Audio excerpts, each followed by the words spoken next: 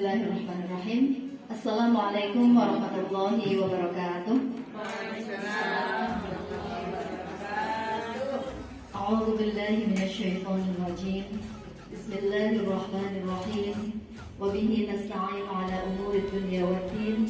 Wassalatu wassalamu ala asyrafil anbiya'i wal mursalin wa ala alihi wa sahbihi ajma'in. Amma ba'du. Bapak Kepala Sekolah yang saya hormati, Ibu pendamping praktek yang saya hormati, Dewan Guru SMP Negeri 13 Kota Serang beserta staf tata usaha yang saya hormati juga. Pertama-tama marilah kita bersama-sama memanjatkan puji syukur kehadirat Allah Subhanahu wa taala yang telah melimpahkan nikmat begitu banyak kepada kita, nikmat iman, nikmat Islam, dan nikmat kesehatan, sehingga sampai hari ini kita masih bisa berkumpul di tempat ini dalam rangka belajar bersama untuk pengibasan tugas saya, yaitu modul 1.4 tentang budaya positif. Mudah-mudahan langkah Bapak Ibu semuanya di tempat ini dicatat oleh Allah sebagai salah satu nilai ibadah. Amin ya rabbal alamin. Kedua kalinya salawat dan salam semoga selalu tercurah kepada junjungan kita Nabi besar Muhammad Sallallahu Alaihi Wasallam yang telah memberikan teladan kepada kita semua, dan mudah-mudahan kita bisa meneladaninya, dan mudah-mudahan kelak kita akan mendapat syafaat di hari kiamat. Amin ya rabbal alamin. Bapak Ibu sekalian, terima kasih sekali lagi saya ucapkan kepada Bapak Ibu yang telah berkenan hadir untuk mengikuti kegiatan pengibasan saya sebagai salah satu tugas dari calon guru penggerak. Dan pada kesempatan kali ini saya akan melakukan aksi nyata pengibasan modul 1.4, yaitu tentang budaya positif. Budaya positif, budaya adalah segala sesuatu yang terbiasa kita lakukan secara turun-temurun, dan ini apa yang namanya positif berarti harus kita lestarikan sampai ke anak turunan kita. Yang pertama yang akan kita bahas yaitu mengenai perubahan paradigma belajar. Bapak Ibu, selama ini kita ada yang punya persepsi bahwa seorang murid itu melakukan sesuatu karena dipaksa oleh gurunya. Dengan kata lain, seorang guru bisa memaksa atau mengontrol murid. Ini adalah sebuah ilusi atau sebuah pandangan yang salah, begitu Bapak Ibu ya. Jadi menurut seorang psikiater dan seorang pendidik yaitu William Glasser, beliau mengatakan bahwa selama ini banyak sekali pandangan-pandangan yang masih perlu diluruskan. Di antaranya yang pertama adalah guru mampu untuk mengontrol murid.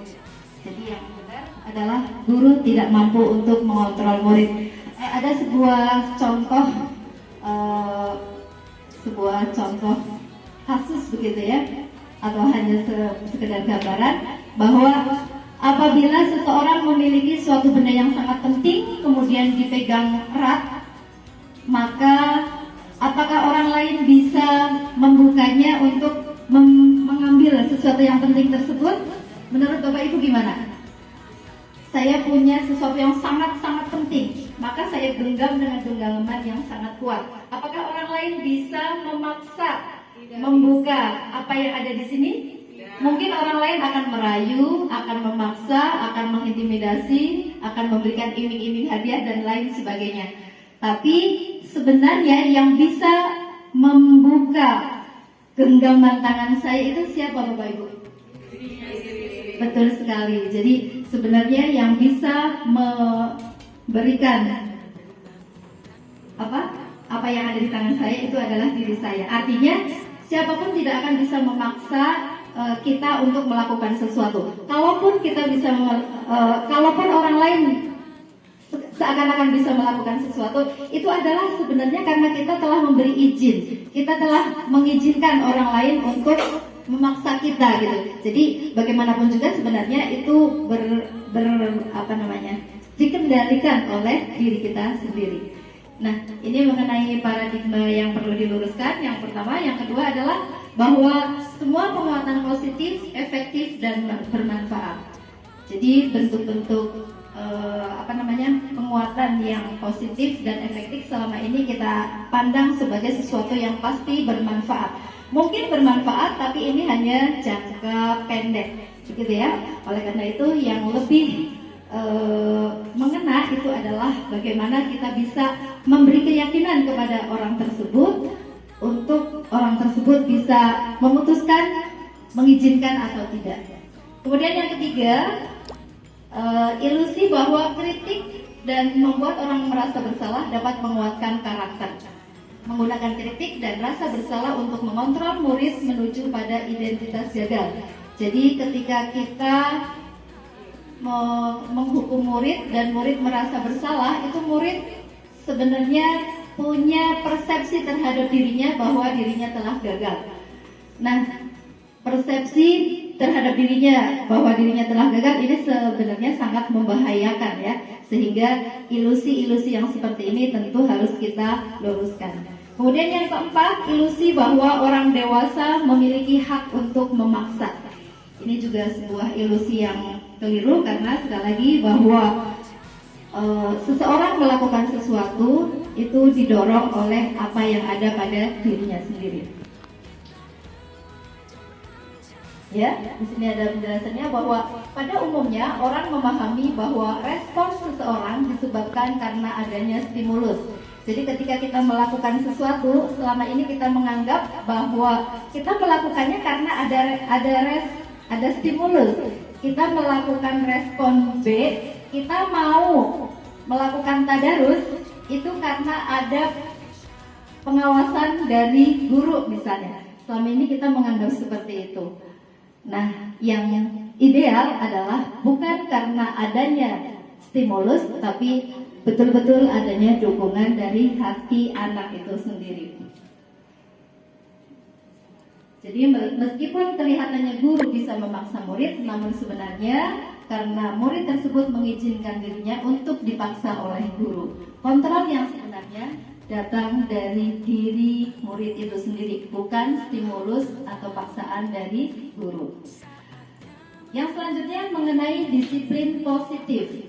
Disiplin positif merupakan sebuah cara untuk mendisiplinkan anak tanpa ancaman dan kekerasan, tapi dengan cara menumbuhkan kesadaran dari dalam diri anak tersebut.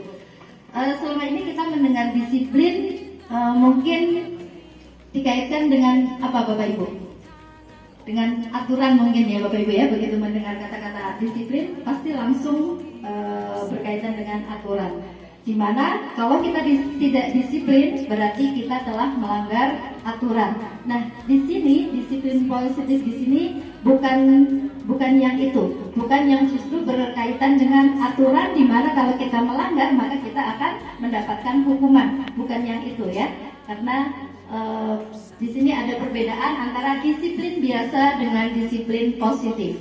Disiplin biasa ini dikendalikan oleh faktor eksternal. Misalnya, saya atau si A melakukan sesuatu, itu ada faktor eksternal. Faktor eksternalnya bisa karena dia takut mendapatkan hukuman, bisa juga karena dia ingin mendapatkan suatu hadiah. Itu kalau disiplin biasa. Sedangkan disiplin positif, seseorang atau seorang anak melakukan sesuatu itu betul-betul karena ada dorongan dari hatinya yang paling dalam. Dia tahu betul apa manfaatnya, dia tahu betul apa kerugian bagi dirinya sendiri apabila dia tidak melakukannya. Kemudian yang kedua, disiplin biasa itu berkaitan dengan hukuman dan imbalan. Kalau melakukan dia dapat imbalan, kalau tidak melakukan dia dapat hukuman misalnya. Sedangkan kalau disiplin positif ini dikendalikan oleh kesadaran internal tentang konsekuensi logis dari sebuah tindakan. Kemudian yang ketiga, disiplin positif itu terfokus pada perilaku lahir. Jadi seorang guru misalnya melihat anak itu dari lahiriah. Oh, anak ini rajin tadarus. Oh, anak ini rajin sholat berjamaah. Itu kita melihatnya dari perilakunya. Tapi kalau disiplin positif itu kita melihatnya dari akar pembentuk perilaku tersebut. Jadi dia melakukannya itu karena apa? Karena diawasi atau karena punya keyakinan bahwa oh iya saya kalau tadarus maka nanti di akhirat saya akan bahagia di sana. Kalau dia punya keyakinan seperti itu berarti dia sudah terdorong oleh faktor-faktor intrinsik atau sudah melaksanakan disiplin positif. Ya, kemudian perbedaan lain, kalau disiplin biasa itu peraturan dibuat oleh penguasa atau oleh atasan, anak tinggal melaksanakan. Sedangkan kalau disiplin positif, aturan itu dibuat bersama antara atasan dengan bawahan, antara wali kelas dengan siswa-siswanya. Oleh karena itu, di kurikulum baru ini kita harus berpihak kepada murid, sehingga ketika kita akan membuat peraturan, maka kita harus melibatkan anak untuk merumuskan peraturan-peraturan tersebut. Target dari kegiatan ini salah satunya juga itu nanti akan mengajak Bapak Ibu semua untuk bisa bersama-sama membuat keyakinan kelas yang dibuat oleh wali kelas bersama dengan murid-muridnya. Ya, ini masih ada beberapa yang lain ya, diantaranya melahirkan ketaatan, tapi ketaatannya itu jangka pendek itu kalau disiplin biasa, sedangkan disiplin positif ini akan membuat kesadaran jangka panjang karena memang tertanam kuat di dalam hati. Lanjut yang selanjutnya mengenai disiplin positif. Tadi sudah disebutkan bahwa disiplin positif merupakan cara untuk mendisiplinkan anak tanpa ancaman, tanpa kekerasan, tapi dengan menumbuhkan kesadaran diri pada anak tersebut. Tujuannya adalah untuk menanamkan motivasi intrinsik pada murid-murid kita, yaitu untuk menjadi orang yang seperti yang dia inginkan. Makanya kalau kita menangani anak, nanti ada kalimat kalian ingin menjadi orang seperti apa? Nanti dia orang baik, Bu. Nah, kalau kalian ingin menjadi orang baik, apakah dengan berperilaku seperti itu relevan? Nanti anak pasti menjawab, tidak, Bu. Nah, oleh karena itu kalian akan memperbaiki diri kalian seperti apa? Saya tidak akan bolos lagi, Bu, misalnya. Nanti anak akan menemukan sendiri karena memang sudah tertanam dalam hatinya. Kemudian yang selanjutnya mengenai cara menanamkan disiplin positif. Ini ibarat mobil ya, ibarat mobil. Kita kadang merasa ingin mendisiplinkan anak seperti mendorong mobil mogok. Susah banget, betul nggak Bapak Ibu? Betul sekali. Iya, susah banget sih. Rasanya saya udah mengasih contoh. Setiap hari saya ngaji supaya anak saya mau ngaji. Setiap hari saya sholat duha misalnya. Tapi kok nggak mau nyontoh-nyontoh. Setiap hari saya baca buku. Anak-anakku juga saya beliin buku supaya mau baca. Tapi susah banget. Susahnya seperti mendorong mogoknya mobil. Padahal mobilnya mobil Ferrari. Mobilnya masih baru. Tapi kenapa bisa mogok? Nggak bisa didorong. Nah, semua itu disebabkan karena kita belum mengetahui kuncinya. Masa mobil Ferrari baru beli nggak bisa jalan? Salah satu alasannya karena kita tidak mengetahui bagaimana cara untuk menjalankan mobil tersebut. Cara untuk menjalankan mobil tersebut bukan didorong, akan tetapi ada tombol-tombol yang perlu kita lakukan. Di antaranya kunci starter, kita harus tahu caranya gimana, rem dan lain sebagainya. Kita harus paham bagaimana cara mengendalikan mobil tersebut. Nah, sama, seorang anak juga sama. Apabila kita sudah mengetahui tombol yang bisa menggerakkan anak melalui keyakinannya, maka insya Allah anak tersebut akan bisa melakukan seperti apa yang kita harapkan.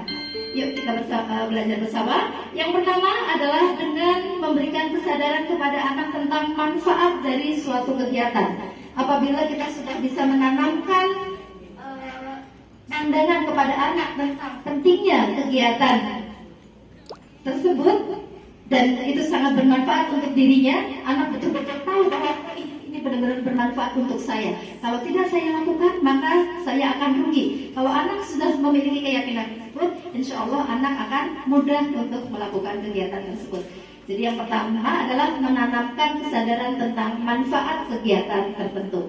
Yang kedua adalah kebanggaan. Jadi anak harus merasa bangga apabila telah berhasil melakukan kegiatan-kegiatan tersebut. Yang ketiga, bermakna. Jadi kita harus menanamkan kepada anak bahwa kegiatan itu betul-betul bermakna. Yang keempat, ini adalah tantangan. Jadi kita harus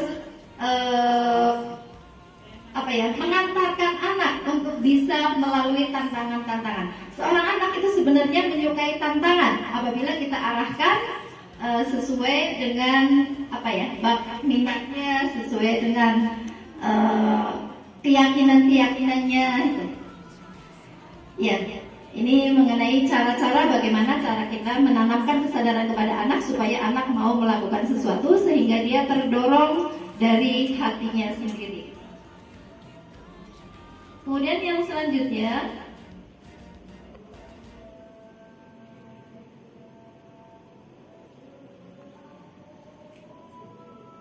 ya, mengenai motivasi perilaku manusia.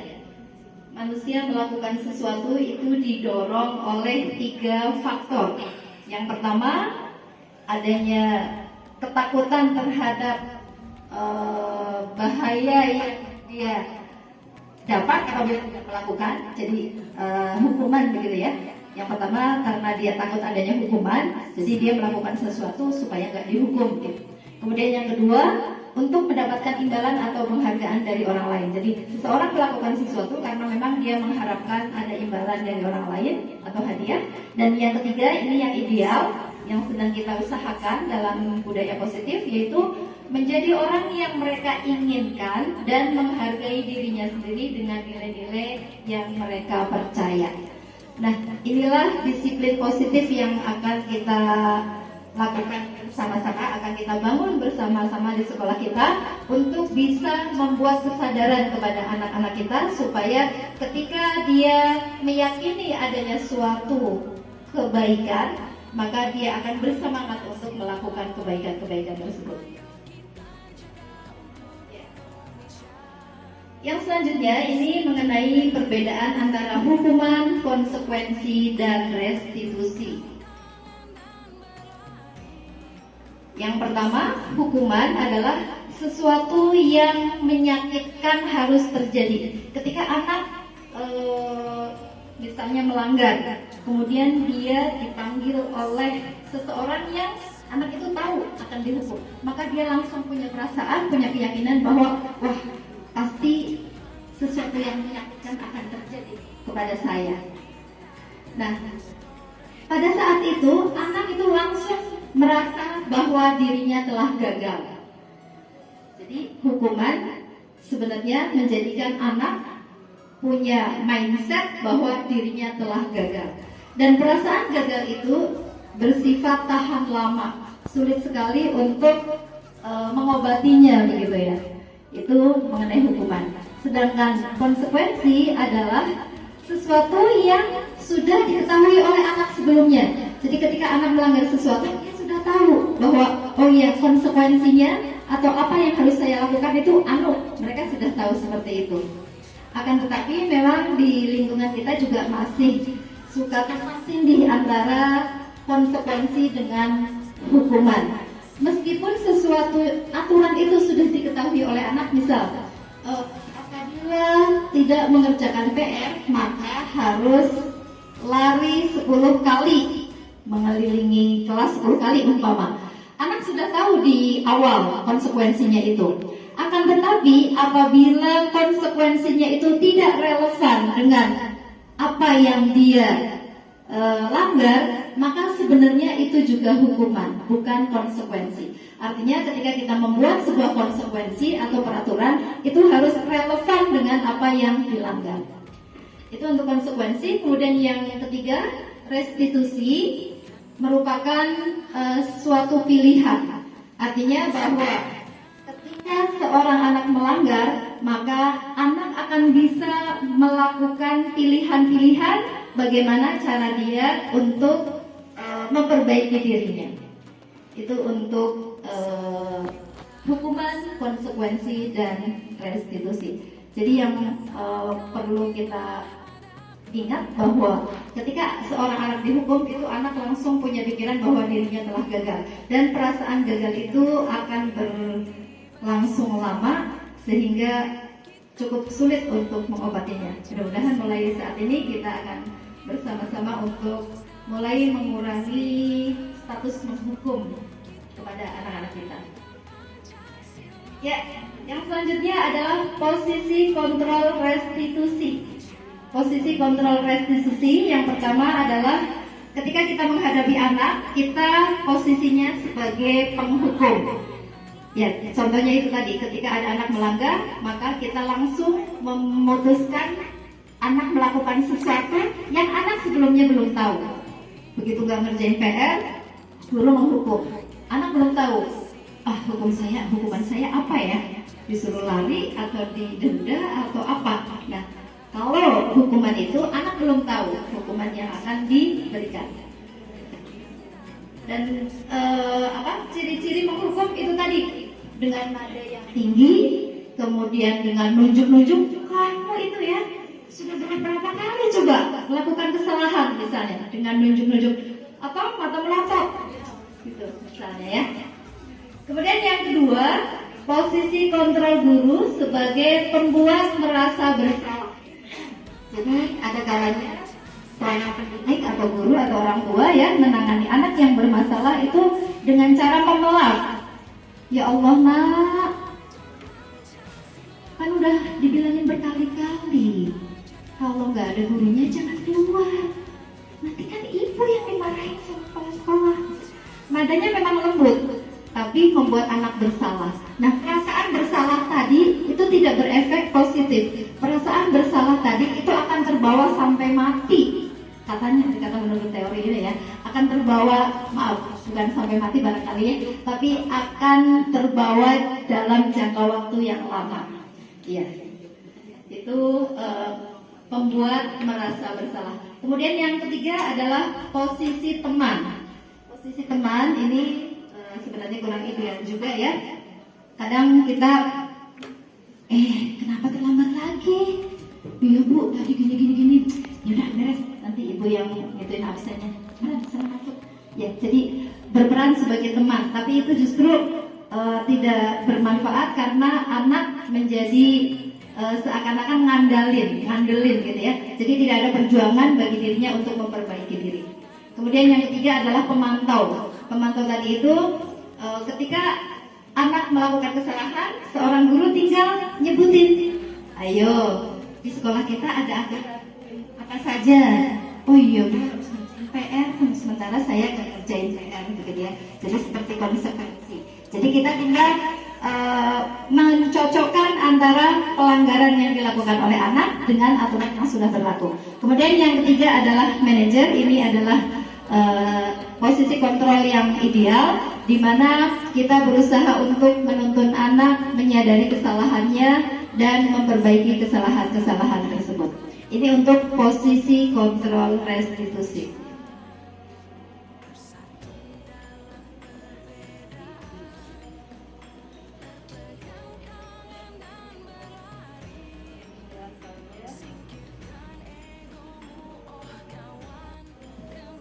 Yang selanjutnya adalah mengenai keyakinan kelas.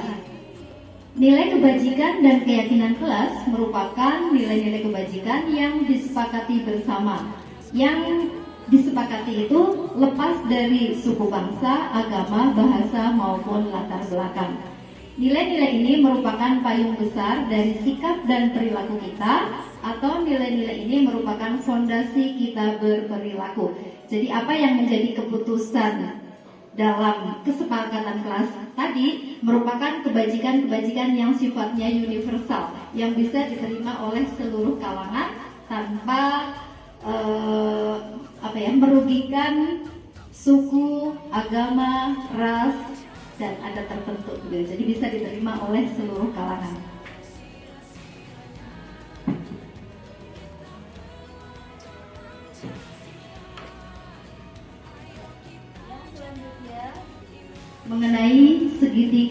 restitusi.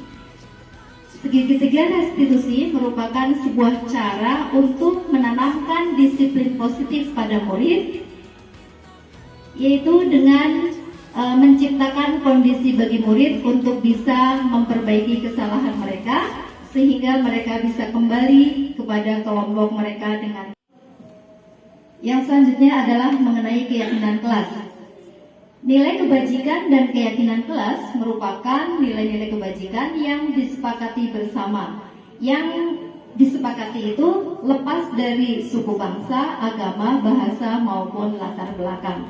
Nilai-nilai ini merupakan payung besar dari sikap dan perilaku kita, atau nilai-nilai ini merupakan fondasi kita berperilaku. Jadi apa yang menjadi keputusan dalam kesepakatan kelas tadi merupakan kebajikan-kebajikan yang sifatnya universal, yang bisa diterima oleh seluruh kalangan tanpa merugikan suku, agama, ras, dan adat tertentu, gitu. Jadi bisa diterima oleh seluruh kalangan.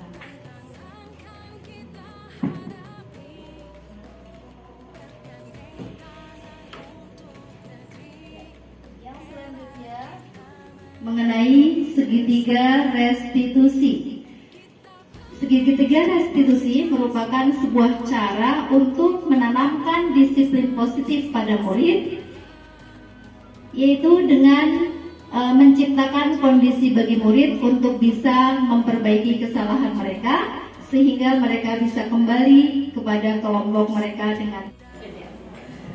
Bapak Ibu sekalian, kita lanjutkan mengenai ciri-ciri restitusi yang membedakan dengan program disiplin lainnya.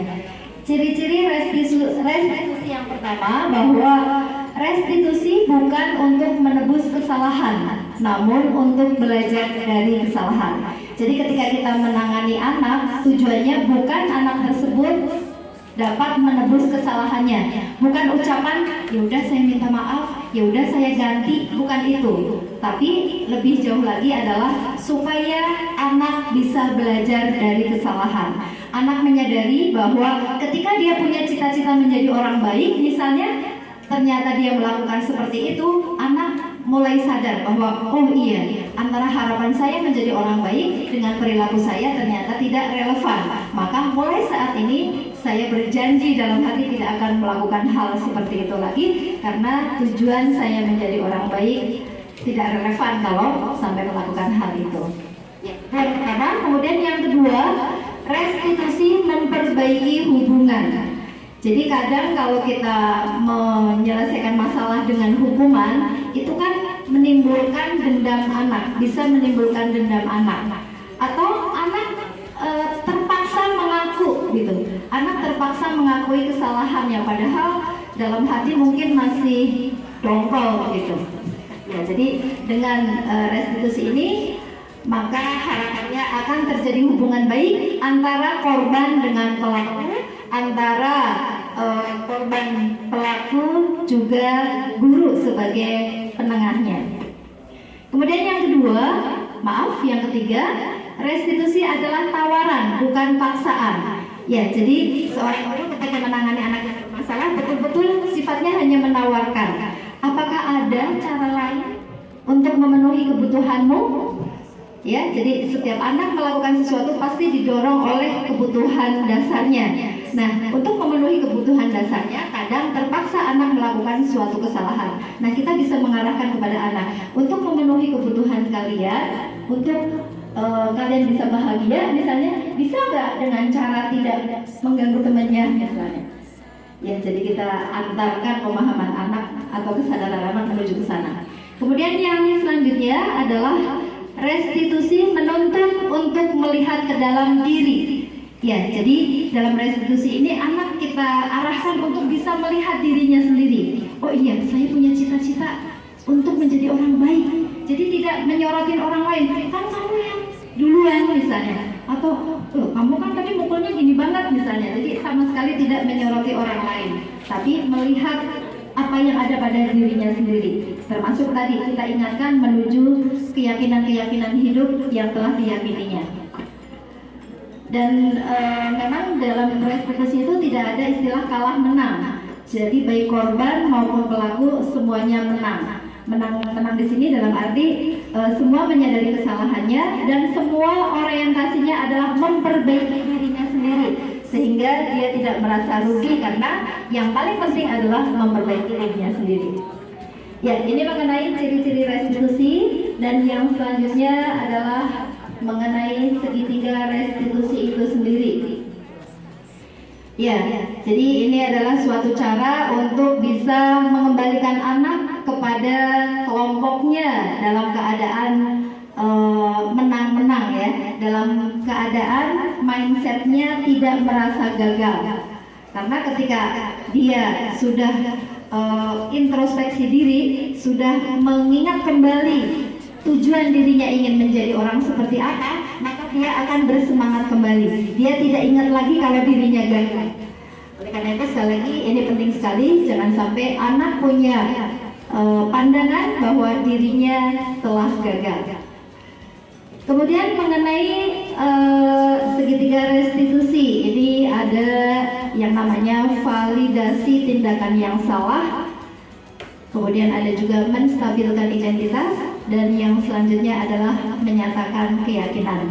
Langkah-langkahnya yang pertama adalah menstabilkan identitas. Jadi ketika kita menghadapi anak yang bersalah, pertama kali kita katakan kepada anak bahwa apa yang telah anak lakukan. Nanti anak akan cerita, tadi saya dipukul, kemudian saya membalas pukul, kemudian dipukul lagi, dan lain sebagainya. Nah, ketika anak menceritakan tadi saya mukul, kemudian dipukul, pasti dalam pikiran anak, saya bersalah karena pernah mukul. Iya nggak Bapak Ibu? Meskipun bukan mukul duluan, tapi karena pernah mukul, pasti statusnya adalah status salah. Ketika mereka statusnya salah, maka tertanam pada hati dan pikiran mereka bahwa mereka telah gagal. Oleh karena itu, tugas kita adalah menstabilkan identitas anak yang tadi merasa gagal menjadi merasa sukses. Tidak gagal itu lawannya adalah merasa sukses. Jadi kita harus bisa mengantarkan anak bahwa setiap manusia memang pernah berbuat salah, nak, gitu ya. Setiap manusia memang pernah berbuat salah. Nah, ketika kita menstabilkan identitas dia dari salah menjadi wajar karena manusiawi, gitu ya, maka mindset anak sudah mulai berubah. Oh, kalau begitu berarti saya nggak gagal, berarti saya wajar nih melakukan ini, meskipun langkah kita belum selesai ya. Ya, jadi menstabilkan identitas di sini artinya adalah mengantarkan anak untuk menyadari bahwa meskipun telah berbuat salah, tapi kita bisa memperbaikinya. Itu manusiawi. Ibu juga pernah berbuat salah. Ya, pengalaman saya setelah mempelajari ini dan kemudian saya mencoba menghadapi anak itu langsung beda. Praktikannya langsung beda. Seakan-akan langsung setuju. Ketika emang kenapa kalian melakukan itu? Gini-gini Bu, itu masih emosi. Tapi ketika oh iya, itu memang manusiawi. Setiap manusia memang pernah berbuat salah. Ibu juga sama, manusia pernah berbuat salah. Nah, ketika kita seakan-akan ya setuju dengan kesalahan yang dia berbuat, anak itu langsung seakan-akan damai begitu. Nah, ada lanjutannya. Setelah kita menstabilkan identitas anak dari status gagal menjadi status sukses, yang kedua adalah validasi tindakan yang salah. Validasi tindakan yang salah, di sini kita bisa bertanya, kalau boleh tahu, kenapa kamu sampai mukul-mukul? Kenapa kamu sampai melakukan itu? Kan saya ingin belajar tenang Bu, misalnya, tapi diganggu misalnya. Jadi dia butuh pengakuan ya, butuh pengakuan bahwa dirinya ingin ingin melakukan sesuatu yang ia inginkan. Ya, jadi kita tanyakan kepada mereka bahwa apa alasan mereka melakukan sesuatu. Nanti mereka jawab alasannya, kalau misalnya kerudungnya nggak seragam gitu ya. Oh iya Bu, kerudungnya kemarin dicuci sehingga saya hari ini tidak seragam, tidak memakai seragam. Nah, pertanyaan selanjutnya, oh begitu. Tapi bisa nggak untuk memperbaiki kalian selanjutnya, apa yang harusnya kamu lakukan? Anak mikir, oh iya Bu, nanti lain kali kalau kerudung saya kotor, maka harus segera saya cuci supaya pas waktunya akan dipakai, maka sudah siap. Nah, pengalaman saya itu seperti itu. Anak lebih bisa berpikir untuk mencari solusi yang lebih baik untuk selanjutnya. Beda dengan ketika kita marahin, mereka mungkin putar gitu ya, tidak bisa menemukan ide. Ya. Kemudian yang ketiga adalah menanyakan keyakinan. Setelah kita tanyakan apa yang sebaiknya kamu lakukan untuk selanjutnya, kita tanyakan juga sebenarnya kamu ini pengen jadi orang seperti apa sih nak? Gitu ya. Saya pengen jadi anak soleh, saya pengen jadi orang sukses, saya pengen menjadi orang baik begitu. Ya, tapi kita kadang kan anak mengucapkan itu asal keluar ya. Nah, kita tekankan lagi, pengen jadi apa nak? Pengen jadi orang sukses. Nah, itu lebih masuk lagi. Ketika anak mengulang lagi itu lebih dihayati begitu. Nah, ketika sudah dihayati kita masuk di situ. Oke, alhamdulillah kalau pengen jadi orang sukses, tentu harus membiasakan diri melakukan hal-hal positif sekecil apapun. Gitu. Jadi anak akan bisa menerima. Ya, jadi menanyakan keyakinan. Atau kalau misalnya berkaitan dengan kesepakatan sekolah kita memiliki kesepakatan apa ya? Oh iya Bu, harus menghormati orang lain. Sehingga kita tidak boleh melakukan sesuatu yang merugikan orang lain misalnya. Jadi kembali ke apa yang sudah diyakini sehingga menyadarkan anak tersebut untuk kembali mencapai keyakinan tersebut. Ya, itu mengenai segitiga restitusi. Barangkali sampai di sini paparan saya. Silakan Bapak Ibu, barangkali ada pertanyaan.